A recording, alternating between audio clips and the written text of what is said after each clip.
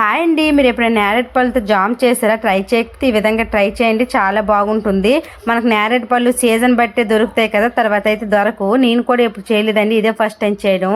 మా ఫ్రెండ్ అయితే చాలాసార్లు చేసిందంట, టేస్ట్ అయితే చాలా బాగుందండి. ముందుగా అయితే నేరేడు పళ్ళు శుభ్రంగా కడిగేసుకొని అందులో ఉండే పిక్కల్ని అయితే తీసేవాలి, లేకపోతే చేదైపోతుంది. తర్వాత వాటి గుదురు మొత్తం మనమైతే బాగా ఉడికించుకోవాలండి. అది బాగా ఉడికిపోయిన తర్వాత ఈలో పక్కనైతే మనం బెల్లాన్ని అయితే పాకం రావాల్సిన లేదు, కొద్దిగా దగ్గరగా మొత్తం బెల్లం మొత్తం కరిగినంత వరకు అయితే ఉంచుకోవాలి.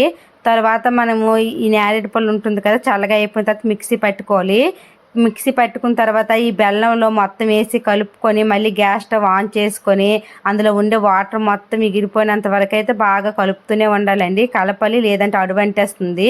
మనం ఒక 2 మినిట్స్లో ఆపేస్తాం. అనగా ఒక నిమ్మ చెక్క ఉంటుంది కదా, అది వేసుకోవాలి. వేసుకుంటే కలర్ వస్తుంది, టేస్ట్ కూడా కొద్దిగా బాగుంటుందండి. మేమైతే ఈ విధంగా చేసుకున్నాము. ఈ విధంగా చేసుకుని చాలా టేస్ట్గా ఉంటుంది. మనం ఒక డబ్బాలో స్టోర్ చేసుకోవచ్చు. Bye bye.